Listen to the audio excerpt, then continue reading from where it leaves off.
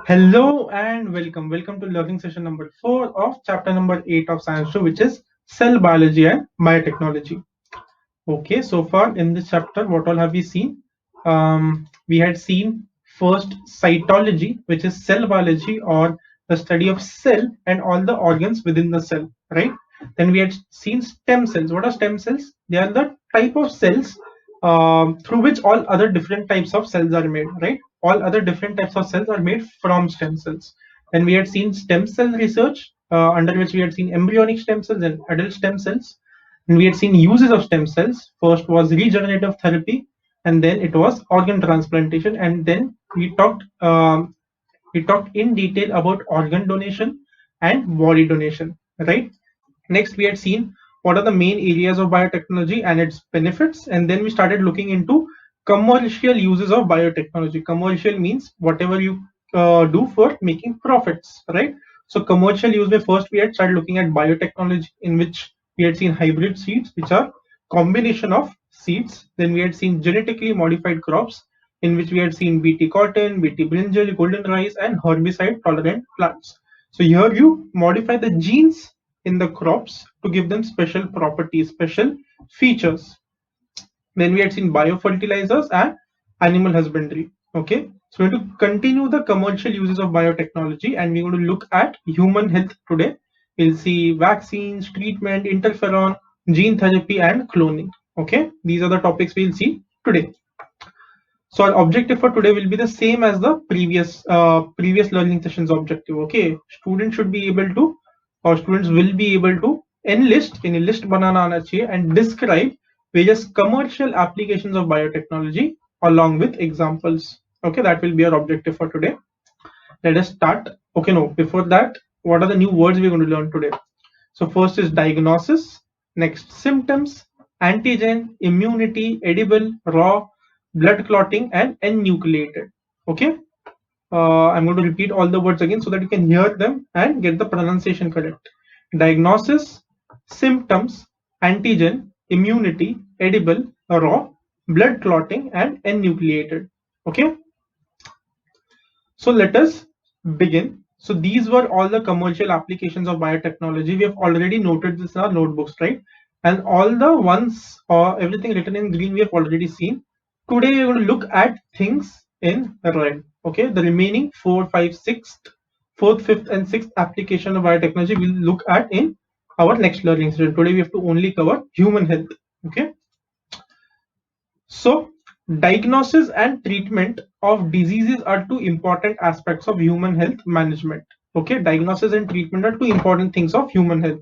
So, what is diagnosis and what is treatment? Treatment is very easy, right? अगर तुम्हें कोई बीमारी हो जाती है, उसके बाद तुम्हें तुम्हें क्या चीजें करनी पड़ती है so that वो बीमारी से तुम बाहर आ जाओ, उसको बोलेंगे treatment, right? So that is generally eating medicines, right? Whenever you take medicines, that's your treatment. Sometimes it is injections. Whenever you get an injection, that's the treatment for you.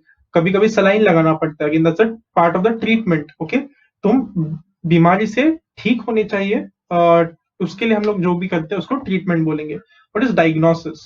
So diagnosis is पता करना, identification, कि तुम्हें कोई कौन सा disease हुआ है. Okay, कौन सी बीमारी हुई है उसको आइडेंटिफाई करने को बोलते हैं diagnosis.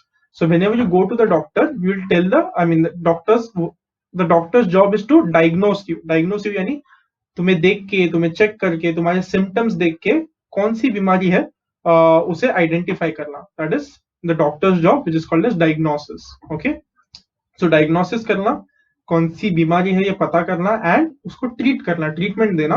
Those are the two important aspects of human health management. अगर ह्यूमंस के हेल्थ को अच्छा रखना है तो ये दो चीजें इंपॉर्टेंट है. Okay, so biotechnology helps to identify the role of gene if any in disease of a person. तो अभी ये तो बीमारी वाली बात हो गई, तो मेडिकल साइंस का काम है, राइट? जो डॉक्टर्स है, साइंटिस्ट है, उनका काम है कि बीमारी है तो उसके ऊपर दवा बनाओ या फिर उसको कैसे ट्रीट करना है, उसको पहचानना कैसे. All that is the work of scientist and medical science. तो यहाँ पे बायोटेक्नोलॉजी कहाँ से आया? सो बायोटेक्नोलॉजी का क्या काम है? इसमें जीन्स का कोई काम है क्या? जीन्स का कोई हाथ है क्या? वो आइडेंटिफाई करना बायोटेक्नोलॉजी का काम है. Okay, this is a very good diagram I found. Okay, so I told you, right? Gene is DNA of a certain length. DNA का एक छोटा टुकड़ा जीन होता है. So this is your DNA, और DNA से तुम्हारा क्रोमोसोम बनता है, right? सो जीन से तुम्हारे डिजीज कैसे अफेक्ट होते हैं, उसका ट्रीटमेंट तुम कैसे इंप्रूव कर सकते हो जीन्स को यूज करके, that is be studied by biotechnology. Okay. Diagnosis of diabetes and heart disease has become possible even before the onset of symptoms. So symptoms इसका भी मतलब पता होना चाहिए, right? So what are symptoms? तो अगर तुम्हें जो कोई भी बीमारी होती है उसका इफेक्ट क्या है जो दिख रहा है, that is known as symptoms. Okay, for example, say if you have malaria, so whenever you have malaria, you will have fever. So that is one symptom. Whenever you have malaria, you will feel cold. बहुत ठंडी लगेगी. That's another symptom. Whenever you have malaria, you will feel weak. You will feel weak. तुम्हारी body काफी weak feel होगी. Another symptom of malaria. तो symptom क्या है, अगर कोई बीमारी होती है उस बीमारी का क्या इफेक्ट है जो इजीली दिखने में आता है, that is called as symptom.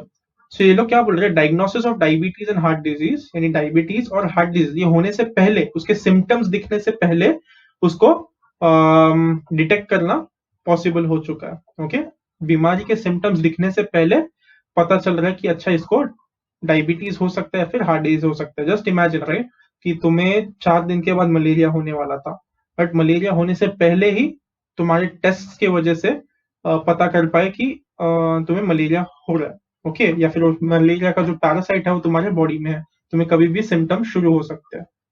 ये सब क्यों हो रहा है? Because of biotechnology. कोई फीवर या फिर कोई खांसी या फिर कोई वीकनेस आने से पहले ही पता चल जाएगा. Okay. Diagnosis of diseases like AIDS, dengue can be done within a few minutes. Okay, so AIDS है क्या, डेंगू है क्या, पता करना बहुत ही इजी हो गया, बहुत ही जल्दी होता है आजकल. ओके, बहुत ज्यादा टाइम ही लगता है, कुछ ही मिनटों में पता चलता है अच्छा if this person has AIDS और if this person has dengue. काफी फास्ट होने लग गया diagnosis. Okay, hence treatment can be done at earlier. उसका फायदा क्या है, अगर तुम्हें जल्दी पता चला कि तुम्हें ये डिजीज है, जितना जल्दी पता चलेगा उतना जल्दी ट्रीटमेंट शुरू हो सकता है, राइट. उतना सिवियर नहीं होगा तुम्हारी बीमारी, जितना जल्दी ट्रीटमेंट शुरू करोगे उतना जल्दी तुम ठीक भी हो जाओगे, right. All of this is because of biotechnology, right. I told you, right, biotechnology का एप्लीकेशन बहुत ज्यादा है, हर फील्ड में कुछ ना कुछ उसका एप्लीकेशन होता है. Okay, next, various medicines are used for the treatment of diseases. Example, the hormone insulin is used in treatment of diabetes. Okay, so diabetes का मतलब क्या है, diabetes यानी blood sugar levels rise हो जाते हैं, right. blood में जो sugar levels है those are going to increase. तो हमारी बॉडी में ऑलरेडी एक हार्मोन होता है जिसको इंसुलिन बोलते हैं. ओके, इंसुलिन, ये हार्मोन का काम क्या है, हमारी बॉडी में जैसे ही ब्लड शुगर लेवल्स राइज हो जाएंगे इंसुलिन सिक्रीट हो जाएगा. सिक्रीट होना यानी रिलीज होना. So once insulin is secreted in our body, in our blood stream, और शुगर लेवल्स कंट्रोल हो जाते हैं.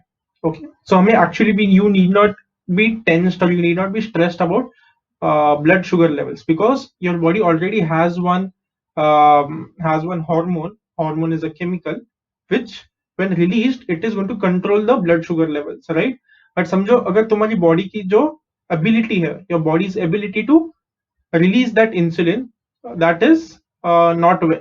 ओके, वो एबिलिटी चली गई फॉर एग्जाम्पल, तो तुम्हें डायबिटीज होगा. क्यों डायबिटीज होगा?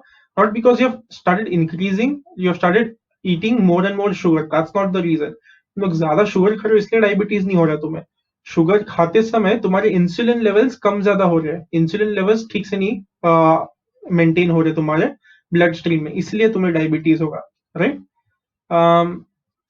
सो अगर तुम्हें डायबिटीज को ठीक करना है, तुम्हारी बॉडी अगर तुम्हारी बॉडी इंसुलिन नहीं प्रोड्यूस कर सकते तो तुम्हें बाहर से इंसुलिन इंजेक्ट करना पड़ेगा बॉडी में. Okay, earlier insulin was being collected from pancreas of horses. तो पहले अगर समझो किसी को डायबिटीज हो गया और उसके ब्लड शुगर लेवल राइज हो रहे हैं तो उसको कम करने के लिए इंसुलिन देना पड़ेगा. इंसुलिन से ब्लड शुगर लेवल कंट्रोल हो जाता है.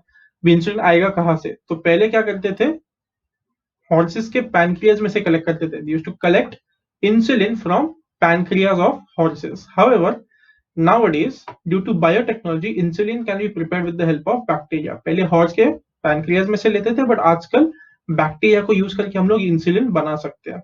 Okay, for this purpose human insulin gene has been inserted into genome of bacteria. तो क्या करते हैं, ह्यूमन इंसुलिन का जीन लेते हैं. ओके, ह्यूमंस में से इंसुलिन निकालते हैं, तो उस इंसुलिन में से एक जीन निकालते हैं. Gene we saw, right, it's a small part of DNA. तो ह्यूमन का जो इंसुलिन का जीन है उसको निकाल देंगे और उसको बैक्टीरिया के जीनोम में ऐड कर देंगे. We had seen genome, right. Genome में यानी बैक्टीरिया का सारे जीन्स को एक साथ, अगर तुम्हें एड्रेस करना हो, एक साथ बोलना हो तो तुम जीनोम बोलोगे. जीनोम यानी collection of all jeans of the bacteria. So bacteria के जीनोम में ह्यूमन का इंसुलिन का जीन ऐड कर दोगे, ओके, उससे फिर वो जो बैक्टीरिया है वो ह्यूमन इंसुलिन बनाना शुरू कर देगा। फिर pancreas of, I mean, you did not collect it from pancreas of horses, right? Various vaccines and antibiotics are also produced in the same way. Okay, बहुत सारे वैक्सीन और एंटीबायोटिक्स, वैक्सीन हमें पता है, right, once you take a vaccine against a disease, वो disease होगा नहीं। इनोडा antibiotics, antibiotics यानी उसकी दवा, अगर ऑलरेडी हो चुका है वो बीमारी तुम्हें, तो अगर एंटीबायोटिक्स लोगे तो वो जो बीमारी है वो ठीक हो जाएगी। Antibiotics is going to destroy the disease causing cells, disease causing virus, disease causing pathogens, okay?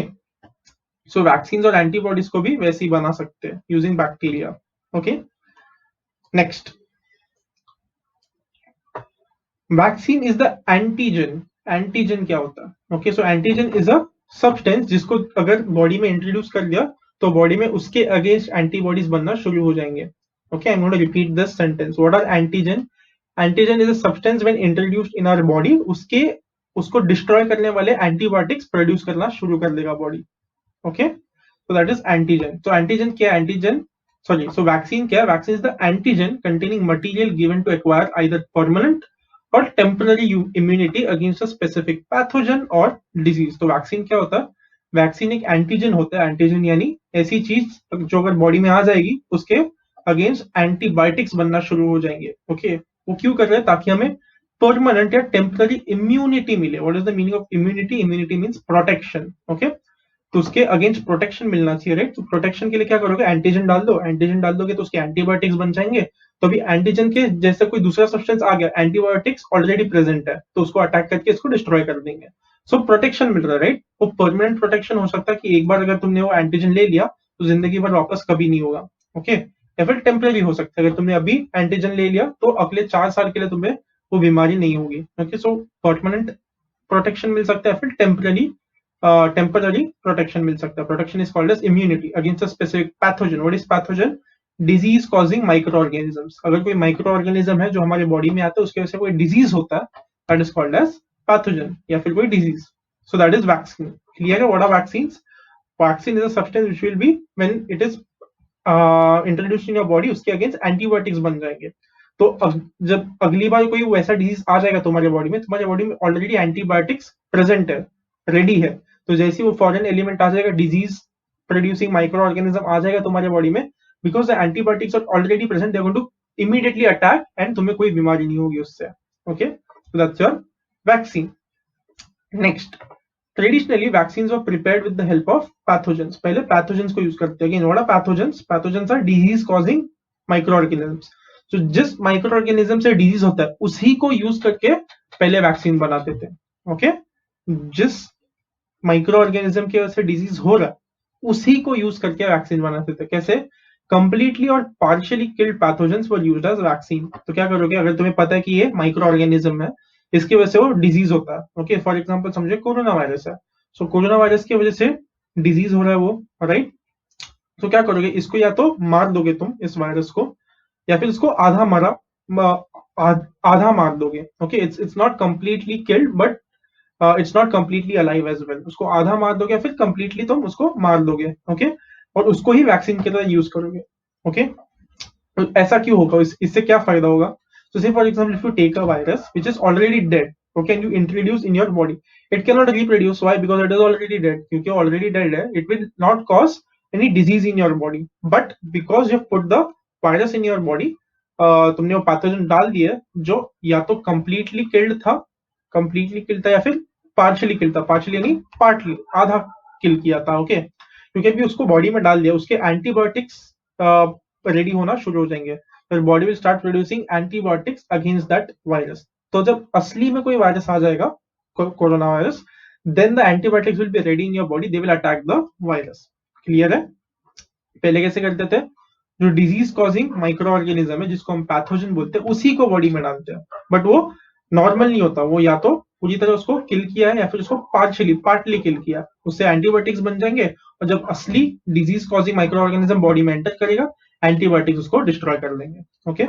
However, due to this, there were chances of contracting the disease in case of some persons. तो क्या होता था ऐसा?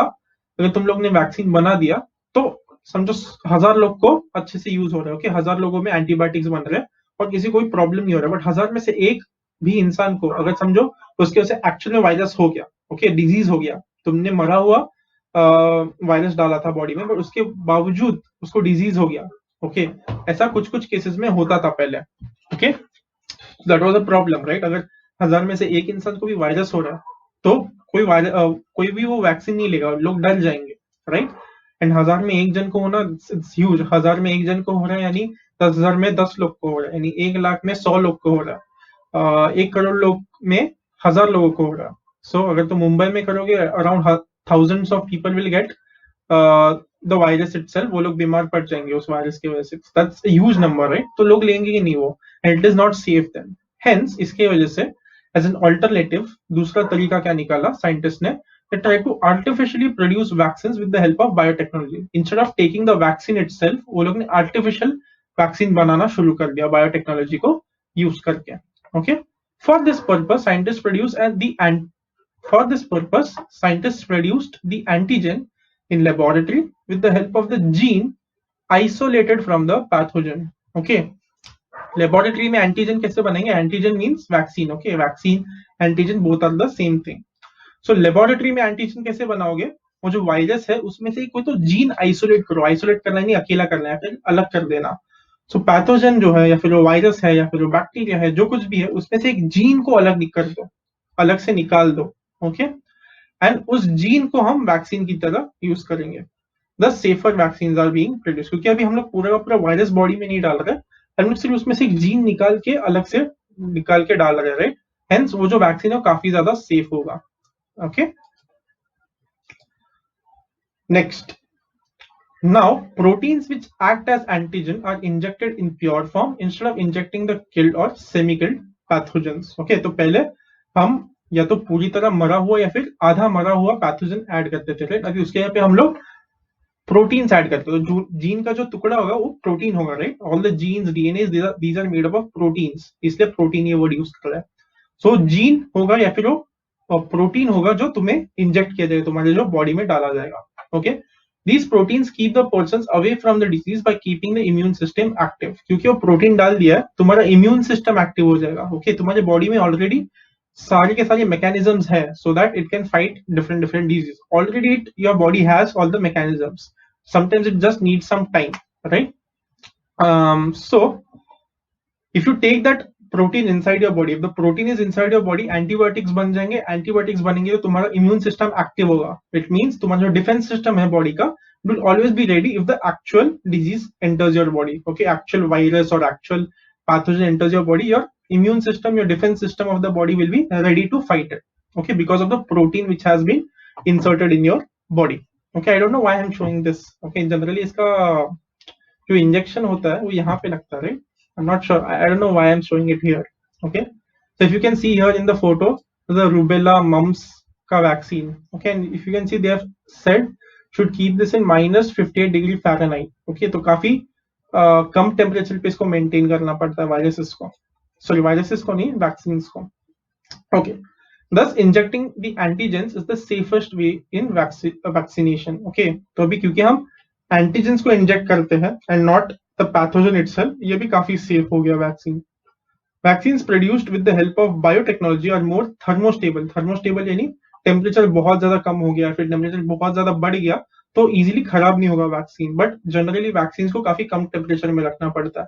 और जो biotechnology से vaccine बना रहे दो जनरली थर्मोस्टेबल यानी टेम्परेचर कम ज्यादा हो गया हो खराब नहीं होगा, okay and they remain active for longer duration. तो अगर तुमने वैक्सीन को ले लिया अंदर, तुम if the vaccine is injected in your body, your immune system will be ready for the disease for a long time।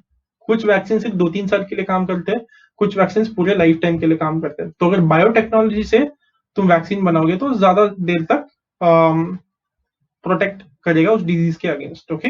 Examples vaccine of polio, hepatitis etcetera. I don't know if you all were young enough, or sorry, I don't know if you all were born, because when I was very young, every few years they used to come to give the polio drops. So the BMC people, the PMC employees, they used to come to each and every house and they used to ask, are there any small children in your house? and if there are some small children in the house, they will take out the polio drops and they will put it in our mouth. So I had taken a few drops. I remember once I was in the tuition and I was given the drops in the tuition. अच्छा हाँ tuition में आया है तो इसको यहीं पे polio drops दे दो. And because of that, India is now polio free. Okay, I remember a few years back,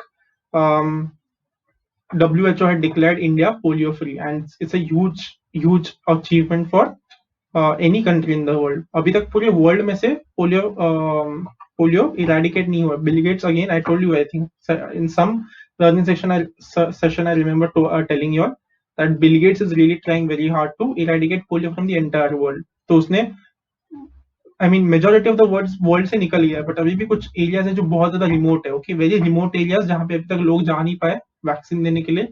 और even places where there is terrorism, right, जहाँ पे वॉर्स हो रहे हैं, जहाँ पे टेररिज्म है, वहां पे लोग जाके वैक्सीन नहीं दे पा रहे हैं. उसकी वजह से बार बार पोलियो बाहर निकल रहा है. सो पोलियो को हम लोग ने ऑलमोस्ट डिफीट कर दिया. Okay, so that's an example. Okay, and earlier polio was a huge problem. Okay, बहुत लोगों को पोलियो होता था. पोलियो की वजह से तुम्हारे एक पैर अच्छे से काम नहीं करेगा, हाथ अच्छे से काम नहीं करेगा. तो बहुत लोगों को होता था पोलियो, बट अभी होता ही नहीं है because of the vaccination. Okay, next edible vaccine. Edible का मतलब क्या होता है? एडिबल यानी you can eat it. Okay, for example French fries are edible, sand is not edible, right. So French fries को खा सकते हो, मिट्टी सैंड को नहीं खा सकते. So edible means something that you can eat. Okay. So work on production of edible vaccines is in progress, and presently potatoes are being produced with the help of biotechnology. तो अभी किस पे काम चल रहा है? प्रोडक्शन ऑफ एडिबल वैक्सीन, जिसको तुम खा सकते हो. जनरली वैक्सीन को इंजेक्शन से लेना पड़ता है, राइट. सो अभी ऐसे वैक्सीन जिसको तुम ओरली ले सकते हो या फिर तुम खा सकते हो, वैसे डेवलप कर रहे हैं. For example polio was a oral vaccine. Okay, उसमें इंजेक्शन वगैरह नहीं लगता था, बस वो ड्रॉप्स होते थे, उसको दो ड्रॉप्स मुंह में डालेंगे, that's it, that's the vaccine. तो अभी खाने में ऐड करने वाले वैक्सीन पे काम हो रहे हैं. Okay, these potatoes are called transgenic potatoes. Transgenic का मतलब क्या? ट्रांसजेनिक यानी देखो ये कौन से दो वर्ड से बना है? Trans and genic, right. Trans and genic. Trans यानी बाहर का, ओके, या फिर दूसरी तरफ का. जेनिक यानी जीन्स, राइट. ट्रांस यानी बाहर का या फिर दूसरी तरफ का, और जेनिक यानी जीन्स. यानी अगर बाहर की कोई जीन्स है, दूसरे स्पीशीज के जीन्स तुम किसी एक जीनोम में ऐड कर रहे हो, उसको बोलेंगे ट्रांसजेनिक, राइट.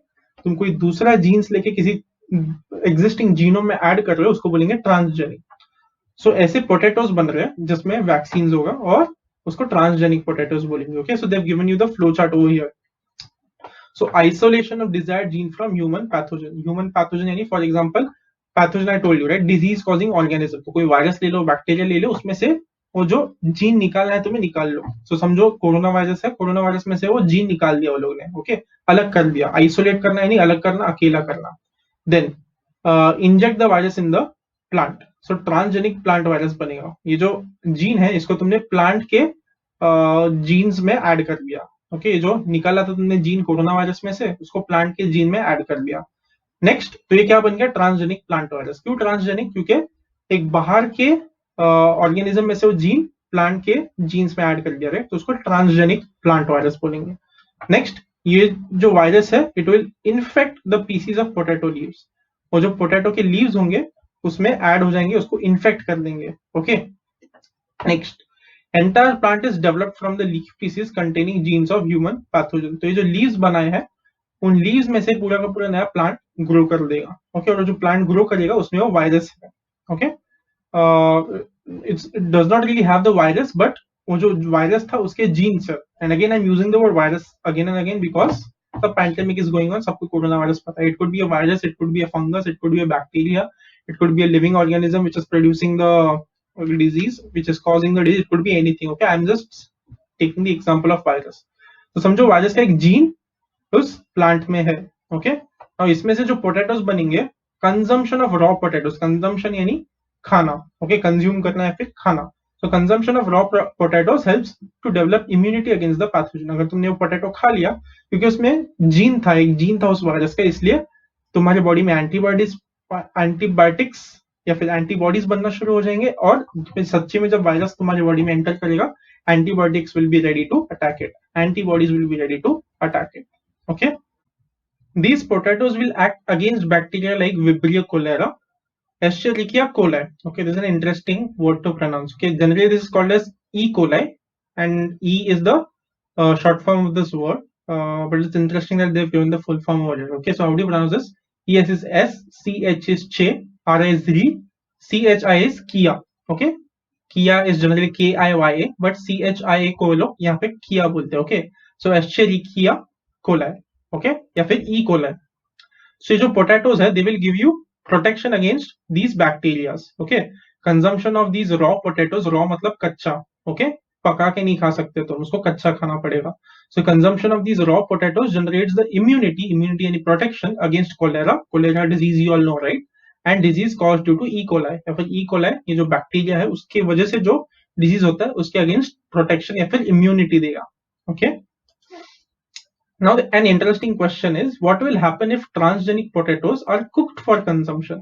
खाने से पहले इन पोटैटोज को हम लोग ने अगर कुक किया, ओके, सो अगर कोई सोच रहा है कि अच्छा इस पोटैटो में वैक्सीन है, तो इस वैक्सीन को अगर चाहिए हमें, I mean if you want to use this vaccine for our body, instead of eating it कच्चा, instead of eating it raw, let me make dum biryani और उसमें मैं पोटैटो डालूंगा तो मुझे बिरयानी भी खाने मिलेगा और उसके साथ साथ मुझे वैक्सीन का फायदा भी मिलेगा. What do you think will happen? Do you think it is okay? Do you think it's normal? Do you think it's not okay? And if it's not okay, why do you think it is not okay? So just think for a few seconds. Okay, I'm going to wait for 5 seconds for you to pause the video and think about it. What do you think? अगर transgenic potatoes को अगर हम पका के खाने लग गए तो कोई प्रॉब्लम होगा या फिर नहीं होगा? And what is your reason behind it? What is your reasoning behind it? Okay, I'll wait for 5 seconds.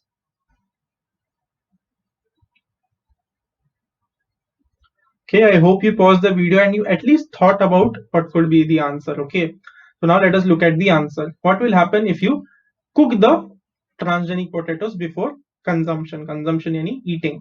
Okay, so answer is, if transgenic potatoes produced as edible vaccines are cooked for consumption, heating at high temperature would cause damage of the protein. तुम cook करोगे तो उसको उसका temperature increase होगा, right? तुम उसको stove पे रखोगे, उसको गैस पे रखोगे तो उसका टेम्परेचर हाई होने वाला है, temperature is going to increase, and because of the heating and because of the high temperature जो प्रोटीन है, उस जीन को हम लोग प्रोटीन बोलते हैं. Okay, I told you, right? वो जो जीन को आइसोलेट करते हैं, अलग करते हैं, अकेला कर देते हैं, सेपरेट कर देते हैं पैथोजन में से, उसको हम प्रोटीन बोलते हैं, because gene is made up of proteins. जो प्रोटीन है या फिर जो एंटीजन है वो डैमेज हो सकता है. Okay, and it will reduce the effectivity of the vaccine.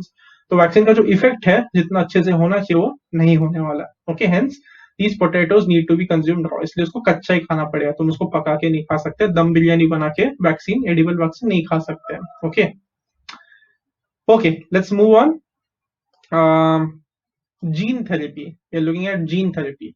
So gene therapy is to treat genetic disorders. What are genetic disorders? जो तुम्हारे जीन्स में होता है. फॉर एग्जाम्पल कुछ डिजीज क्यों होते हैं? क्योंकि वायरसेस ट्रांसमिट होते हैं. कुछ डिजीज इसीलिए होते हैं क्योंकि वो जो पैथोजेंस है वो कुछ फूड प्रोडक्ट्स में होते हैं, फूड प्रोडक्ट्स हम लोग खा लेते हैं. सो ये सब जो डिजीज है वो हमारे बाहर से होते हैं, राइट? बाहर से कुछ तो अंदर आ रहे हैं हमारे बॉडी में.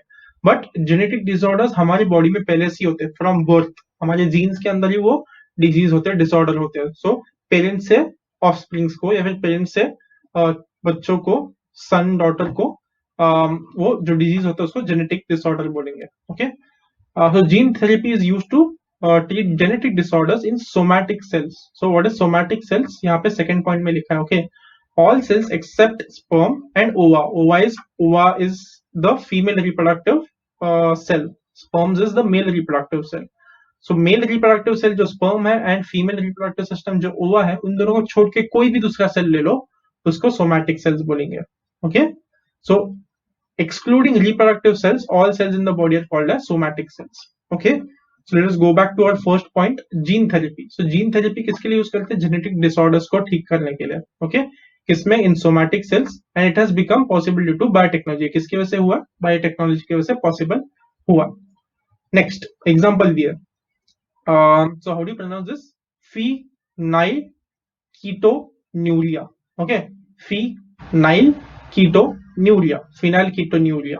ओके, उसका शॉर्ट फॉर्म क्या है? पीकेयू. So phenyl ketonuria या फिर PKU arises due to genetic changes in hepatocytes. How do you pronounce this? Hepatocytes. हेप्टोसाइट्स. सो हेप्टोसाइट्स क्या, लिवर सेल्स है. ओके, लिवर सेल्स में जब या फिर हेप्टोसाइट्स में जब जेनेटिक चेंजेस होते हैं, यानी उसके जो जीन्स चेंज हो जाते हैं, फिर तुम्हें फिनाइल कीटोन्यूरिया हो सकता है. Okay, it's a name of a disease और it's a name of a disorder, या फिर तुम्हें पीकेयू हो सकता है. It has become possible to treat it with gene therapy. इसको हम जीन थेरेपी से ठीक कर सकते हैं. This method is called as somatic cell gene therapy. कौन से मेथड को, अगर कोई जेनेटिक चेंज हो रहा है तुम्हारे किसी सेल में और उसकी वजह से कोई डिजीज हो रहा है, उसको अगर तुम जीन थेरेपी से ट्रीट करो, उसको सोमैटिक सेल जीन थेरेपी बोलेंगे. Okay, so that was gene therapy. We're continuing with human health. We are moving on to treatment. Okay, so biotechnology is useful for production of hormones like insulin, somatotropin. How do you pronounce this? Somatotropin. Somatotropin and blood clotting factors. What are blood clotting? Blood clot होने का मतलब क्या है? Whenever you have a cut in your body, blood is going to start oozing out, right? Blood is going to start being released, it will start coming out of your body. But after some time अपने आप वो solid हो जाता है, right? कड़क हो जाता है वो जो blood है. So blood is generally in liquid form, but once it starts coming out, the blood near your cut will become solid, right? So that is known as clotting. वो जो solid हो जाता है उसको clot होना बोलते हैं. So ट्रीटमेंट के लिए बायोटेक्नोलॉजी किसके लिए यूजफुल है? It can produce hormones like insulin. Insulin जैसे हॉर्मोन्स हम प्रोड्यूस कर सकते हैं. सोमैटोट्रोपिन यूज कर सकते हैं. Somatotropin it's a hormone for growth. Okay, so when we are children our height grows, right? जो हाइट ग्रोथ है उसके लिए कौन जिम्मेदार है? Some hormones. तो somatotropin is one of those growth hormone जिसकी वजह से बॉडी ग्रो होती है. Okay, and blood clotting factors की ब्लड कितने टाइम में क्लॉट होना चाहिए, जल्दी क्लॉट होना चाहिए, लेट क्लॉट होना चाहिए, कितना ज्यादा क्लॉट होना चाहिए, ऑल दोस फैक्टर्स जिसको कंट्रोल करने वाले हॉर्मोन्स है, उसको भी हम बायोटेक्नोलॉजी से प्रोड्यूस कर सकते हैं. That's about treatment. Next, interferon. Okay, what is interferon? It is a group of small size protein molecule. Okay, बहुत सारे छोटे छोटे साइज के प्रोटीन मॉलिक्यूल्स जब साथ में आते हैं, उस ग्रुप को हम इंटरफेरॉन बोलते हैं. क्योंकि उसका यूज क्या है? It is used in treatment of viral disease. Viral यानी वायरस की वजह से जो डिजीज होते हैं उसको वायरल डिजीज बोलते हैं. ओके, वायरल डिजीज यानी वायरस की वजह से जो डिजीज हो रहा है. सो बहुत सारे वायरल डिजीजेस को ट्रीट करने के लिए, उसको ठीक करने के लिए इंटरफेरॉन्स को यूज करते हैं. Okay, these are produce in the blood. ये अपने आप हमारे बॉडी में ब्लड में प्रोड्यूस हो जाता है. बट जब ब्लड में अपने आप से प्रोड्यूस नहीं हो रहा है, फिर बहुत टाइम लग रहा है, then you use it artificially, जो लैब में बनाए हैं. Okay, however nowadays with the help of biotechnology, transgenic E. coli are used for production of interferon. So biotechnology को यूज करके जो ब्लड में अपने आप से बनता है, उसको अब तुम आर्टिफिशियली बना सकते हो ट्रांसजेनिक ई कोलाई यूज करके. ट्रांसजेनिक यानी क्या? कोई तो बाहर का जीन उसमें ऐड किया होगा. ट्रांसजेनिक यानी कोई बाहर का जीन उसमें ऐड किया होगा, इसलिए उसको ट्रांसजेनिक ई कोलाई बोल रहा है. ओके, तो उसको हम इंटरफेरॉन प्रोड्यूस करने में लगा सकते हैं. Okay, so that was about interferon. Then our last main topic for today, cloning. Okay, so what is cloning? We all know what is cloning, right? It is production of replica. Replica यानी हूबहू ditto दिखने वाला कोई चीज. Okay, same to same दिखने वाली चीज, उसको हम बोलेंगे replica. Okay, copy. So production of replica or a copy of any cell or organ or entire organism is called as cloning. तुम किसी सेल को सेम टू सेम बना दो, या फिर किसी ऑर्गन को सेम टू सेम बना दो, या पूरी की पूरी बॉडी को सेम टू सेम बना दो, सेम कॉपी बना दो, उसको हम बोलेंगे क्लोनिंग. या फिर उसको क्लोन भी बोलते हैं. जो कॉपी बनता है सेम टू सेम, उसको क्लोन भी बोलते हैं. प्रोसेस को क्लोनिंग बोलेंगे. So there are two types of cloning. Okay, first is reproductive cloning and second one is therapeutic cloning, and we'll look at both of them. Okay, reproductive cloning क्या है, therapeutic cloning क्या? So let us look at reproductive cloning first. So clone can be produced by the fusion यानी add करने वाले. Okay, कौन सी चीज, दो चीजों को ऐड करने वाले. Nucleus of a somatic cell. Somatic cell हम लोग ने जस्ट पढ़ा है. What is somatic cell? Male reproductive cell और फीमेल रिप्रोडक्टिव सेल को छोड़ के बॉडी में जो कोई भी सेल है उसको सोमैटिक सेल बोलेंगे. ओके, तो नॉन रिप्रोडक्टिव सेल में से न्यूक्लियस निकाल दो एंड उसको फ्यूज कर दो, ऐड कर दो. किसमें? Enucleated ovum में. Ovum we saw, right? Ovum is the female reproductive system, not system, cell. The female reproductive cell is the ovum. तो भी उसमें उसके पहले कौन सा वर्ड है? Enucleated. ओके, न्यूक्लिएटेड से पहले ई लगा दिया. ओके, न्यूक्लिएटेड का मतलब क्या होगा? न्यूक्लिएटेड का मतलब होगा कि उसके अंदर न्यूक्लियस है. तो उसके पहले जब ई लगा देते हैं उसका मतलब उसका ऑपोजिट हो गया, enucleated. So nucleated in nucleus है, एन न्यूक्लिएटेड इन न्यूक्लियस नहीं है। Okay, so what do you take a somatic cell ले लो, नॉन रिप्रोडक्टिव सेल ले लो, उसमें से न्यूक्लियस निकाल लो। Next you take female reproductive cell which is called ovum, उसमें से भी न्यूक्लियस हटा दो। तो ये जो सेल ले लिया तुमने फीमेल रिप्रोडक्टिव सेल, उसमें न्यूक्लियस नहीं है, और सोमैटिक सेल में से न्यूक्लियस निकाला, उन दोनों को फ्यूज कर दो। ओके, यहाँ पे फ्यूजन लिखा है, right. I'm going to repeat this one more time, okay? Somatic cell ले लो, उसमें से सिर्फ न्यूक्लियस रख लो, बाकी पूरा सोमैटिक सेल हटा दो। तो सोमैटिक सेल में से न्यूक्लियस हटा लिया। नेक्स्ट फीमेल रिप्रोडक्टिव सेल ले लो, उसमें से न्यूक्लियस हटा दो, तुम्हारे पास सिर्फ सेल है। So female reproductive cell without the nucleus और सोमैटिक सेल का सिर्फ न्यूक्लियस, उन दोनों को फ्यूज कर लो। ओके, और वैसे तुम क्लोन बना सकते हो। सो जनरली हम नया ऑर्गेनिज्म कैसे बनता है, generally male reproductive cell and female reproductive cell दोनों को साथ में लेके आते हैं, तब न्यू ऑर्गेनिज्म बनता है, नया ऑर्गेनिज्म बनता है, राइट। बट यहाँ पे विदाउट स्पर्म्स हम बना सकते हैं। Okay, you don't need sperms. What are sperms? They are male reproductive cells, right. So without sperms, without male reproductive cells, सीधा सीधा सोमैटिक सेल में से न्यूक्लियस निकाल दो और फीमेल रिप्रोडक्टिव सेल में वो न्यूक्लियस ऐड कर लो, उससे तुम एक क्लोन बना सकते हो। Okay, so that is reproductive cloning. Okay, if you can see, all of them look alike, right? Okay, next is the next type is therapeutic cloning. Okay, therapeutic यानी it's made from the word of therapy, मतलब therapy करने वाले हम। Okay, therapy यानी treatment. So stem cells you have seen, right? वो cells जिससे different type के cells बन जाते हैं। So stem cells can be derived from the cell formed in a laboratory by the union of, तो stem cells को हम बना सकते हैं from laboratory। कैसे बनाएंगे? यूनियन फ्यूजन, दोनों का सेम मतलब है, ऐड हो जाना, मिक्स हो जाना। Okay, union of somatic cell nucleus with enucleated egg cell, same पिछले टाइम की तरह। ओके, पिछले टाइम पे भी सोमैटिक सेल का न्यूक्लियस ले लिया था और उसको एक्सेल के एन न्यूक्लिएटेड एक्सेल में ऐड कर लिया था। एन न्यूक्लिएटेड यानी उसमें से न्यूक्लियस निकाल दिया था। सो एक्सेल जिसमें से न्यूक्लियस निकाल दिया, उसमें सोमैटिक सेल का न्यूक्लियस ऐड कर दिया। ओके, ये कैसे किया, किस लिए किया? So that stem cells can be derived from the cell formed in the laboratory, stem cells बनाने के लिए। Okay, and various diseases can be treated with the help of these stem cells. फिर एक बार स्टेम सेल्स बना दिए तुमने, उससे काफी सारे डिजीजेस को हम क्योर कर सकते हैं, ठीक कर सकते हैं। This we had seen in detail कि स्टेम सेल से हम लोग क्या क्या कर सकते हैं, right. So that is therapeutic cloning. Continuing therapeutic cloning, so similar to cells, gene can also be clone. तो पूरा का पूरा सेल को क्लोन करने की जरूरत नहीं है, जीन्स को भी क्लोन कर सकते हैं, जीन्स की भी कॉपी बना सकते हैं। And millions of copies of the same gene can be produce, same gene के millions of copies can be made. Those can be used for gene therapy and other purposes. Okay, कभी कभी तो बहुत सारे jeans लगते हैं ताकि उस जीन को तुम अलग अलग जगह पे ऐड कर सकते हो, जीन थेरेपी बना दो, जीन से ट्रीटमेंट करो। उसके लिए सेम जीन के बहुत सारे कॉपीज बनने चाहिए, राइट, वो भी तुम कर सकते हो in therapeutic cloning. Controlling the inheritance of hereditary diseases. Okay, inheritance यानी जो तुम्हें अपने मम्मी डैडी से मिलता है, that is called as inheritance. Whatever you gain from your parents is called as inheritance. Hereditary disease, hereditary यानी जो genes में से मिलते हैं from a parents and grandparents, उसको हेरिडिटरी बोलते हैं। Disease you all know. So जो हमें पेरेंट्स से और ग्रैंड पेरेंट्स से डिजीज मिल रहे हैं, उनको कंट्रोल कर सकते हैं हम लोग। Next, continuation of generation. Okay, अगर समझो बेबी नहीं हो रहा है, बच्चा नहीं हो रहा, then again you can use therapeutic cloning to make that new organism, right. So generation continue होगा, वो फैमिली वहां पे कट नहीं हो जाएगी। Enhancing the specific tendency may become possible. Okay, enhancing specific tendency, I told you last time, right? Cloning में क्या क्या कर सकते हैं?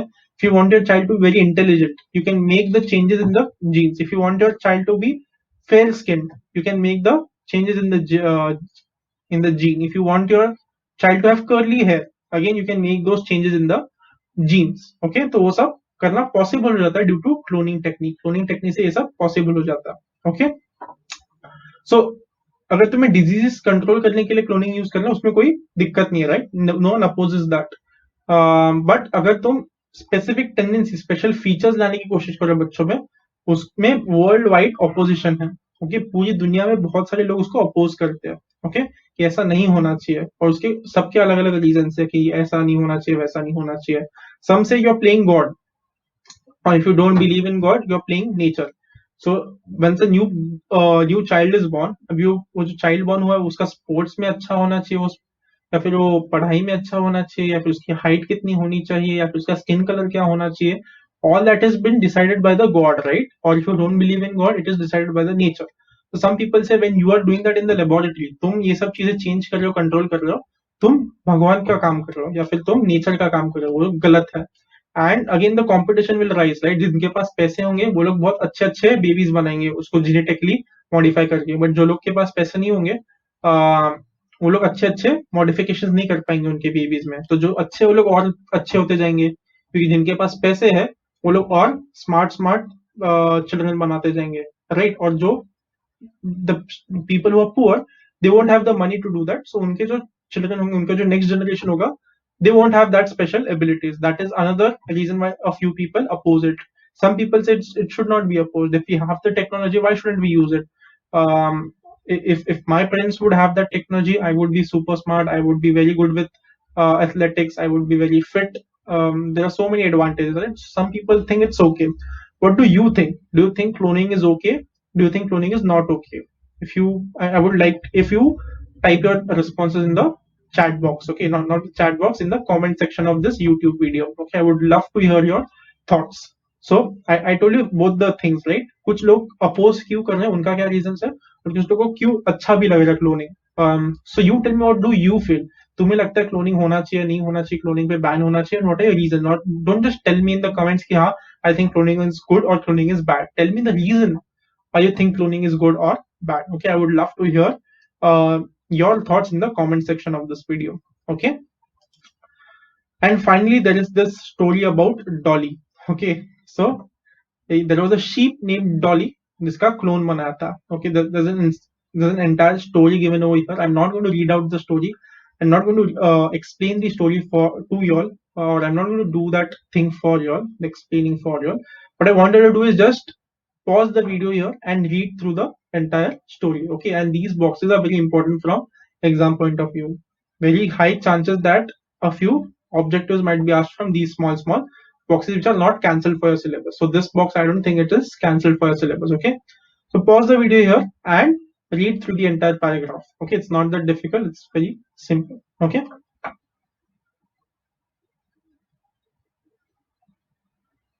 okay, 5 seconds are up. I hope you pause the video and have read through the entire paragraph. It's just giving you the story of a sheep called as Dolly, right? और उसका कैसे clone बनाया था, उसके बारे में यहाँ पे इंफॉर्मेशन दिया. Okay, so that's it. That's it for this learning session. Just check whether you have accomplished today's learning objectives or not. Can you enlist बना सकते हो क्या अलग अलग कमर्शियल एप्लीकेशंस के, किसके, बायोटेक्नोलॉजी के, विद एग्जांपल्स के साथ उसको डिस्क्राइब भी करना आना चाहिए लिस्ट बनाने के बाद. Just check whether you have accomplished that learning objective for today or not. Okay, so these are the new words we learned today. First was diagnosis, यानी identification of illness, कौन सी बीमारी हुई वो पता करना. सिम्टम्स, यानी कि उस डिजीज का क्या इफेक्ट है जो इजीली दिख रहा है, उसको बोलेंगे symptoms. For example corona virus होता है, फीवर होगा तुम्हें, गले में थोड़ा दर्द हो सकता है, खांसी हो सकती है, etcetera etcetera.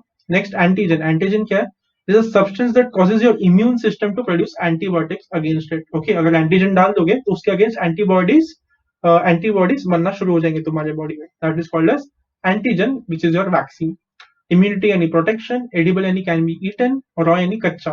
Okay, blood clotting यानी blood becoming solid, it's becoming thick, and enucleated यानी without nucleus. Okay, so these were the new words that we learned today. So that's it for this learning session. I hope you enjoyed. I hope it interested you, especially because it was a vaccination, right? And we are so many groups of scientists and researchers are trying to make a vaccine for coronavirus. I think it was a great topic to learn, and it was a great time to learn about this topic. I think I really enjoyed reading this. I hope you all equally enjoyed knowing more about vaccines. As a post work, if you are interested, you can now go and see some or watch some videos which tell you different types of vaccines which are being produced, right? अभी हम लोग ने देखा, right, अलग अलग types के होते हैं. कुछ में सिर्फ पैथोजन को डेड करके वैक्सीन बना देते हैं, कुछ में कोई स्पेसिफिक प्रोटीन निकाल के उसको वैक्सीन बनाते हैं.